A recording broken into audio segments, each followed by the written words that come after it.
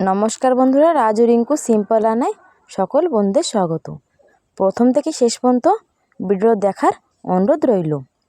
নতুন বন্ধুদের আমন্ত্রণ রইল, পুরনো বন্ধুদের অসংখ্য ধন্যবাদ জানাইয়ে আমার রেসিপিটা শুরু করি। প্রথমে আমি লাইলন টিকা মাছ ধুয়ে নিছি। 3 পিস মাছ আমি কাটে ধুয়ে পরিষ্কার করে নিছি। তারপর দিয়ে দিলাম স্বাদ মতো লবণ, হলদি পাউডার, একটু শুকনো লঙ্কার পাউডার আর 2 চামচ উপরতে বেসন দিয়ে দিলাম। দিয়ে আমি ভালো মতন আস্তে আস্তে 3 পিস মাছ ভালো মতন মাখিয়ে নেব। এই দেখো মাখা আমার হয়ে গেছে। এখন 5 মিনিটের জন্য আমি রেস্টে রেখে দেবো। এদিকে চুলোর পরে আমি আগে থেকে তেল গরম করতে রেখে দিয়েছিলাম। তেল আমার গরম হয়ে গেছে, মাছও এদিকে রেস্টে রাখা হয়ে গেছে। এখন আমি এক এক করে 3 পিস মাছ আমি ভাজিয়ে নেব।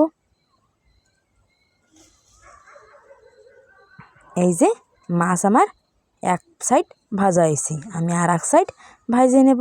এই দেখো মাছ আমার ভালো মতন ভাজা হয়ে গেছে। এখন একটা পাত্রয় নামাই নেব। বন্ধুরা, শীতের দিনে এই রেসিপিটা বাড়িতে অবশ্য বানিয়ে খাই দেখবি। শীত যাওয়ার আগে এই রেসিপিটা করবি, অনেকই টেস্টি লাগে। এই যে আমি নিয়েছি 3টে টমেটো, একটা রসুন, একটা পেঁয়াজ আর 1 বাটি কাবলি ছোলা নিয়ে নিছি। আর এই যে নিয়ে নিছি ধনে পাতা। এই দেখো আমি সব কিছু ভালো মতন কাটে ধুয়ে নিছি। ধনে পাতা কাটে নিছি, টমেটো কাটে নিছি, পেঁয়াজও ছোটো ছোটো করে কাটে নিছি, আর রসুন এই যে ছুলে নিছি। আর এদিকে আমার ছোলাও ভালো মতন সেদ্ধ করে নিছি। দেখো সেদ্ধ হয়ে গেছে, হাত দিয়ে টিপে তোমাদের দেখাইছি। তারপরে একটা মিক্সারে বাটি নিয়েছি।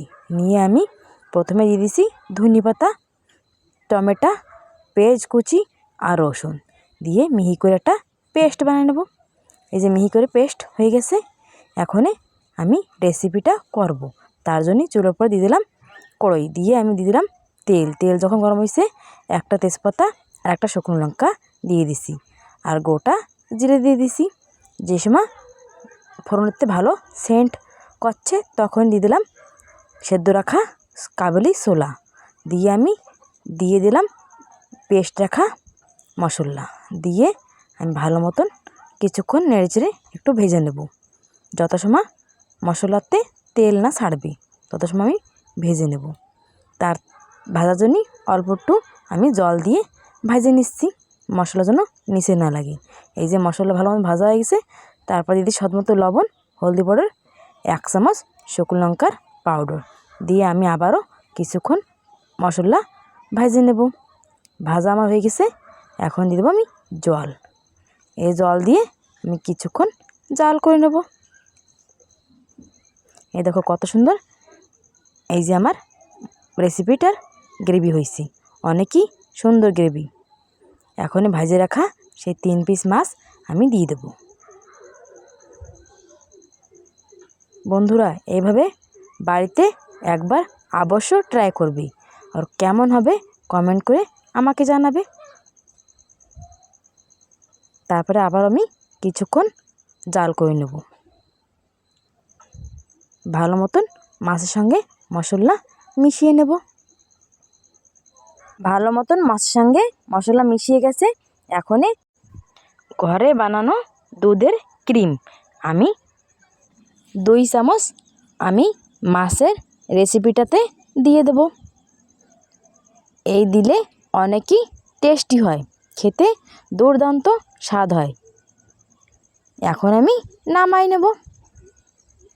বন্ধুরা, এইভাবে এই রেসিপিটা বাড়িতে অবশ্য ট্রাই করবি, আর কমেন্ট করে জানাবে যে কেমন হয়েছিল। ভিডিওটা যদি ভালো লাগে লাইক করে শেয়ার করে পাশে থাকবে। যারা এখন পর্যন্ত আমার চ্যানেলটাকে সাবস্ক্রাইব করে নেই, সাবস্ক্রাইব করে পাশে থাকবে। দেখতে থাকবে আমার নিত্য নতুন রেসিপি। সবাই ভালো থাকো, সুস্থ থাকো, দেখতে থাকো আমার নিত্য নতুন রেসিপি। ভিডিওটা শেষ পর্যন্ত দেখার জন্য অনেক ধন্যবাদ জানাই।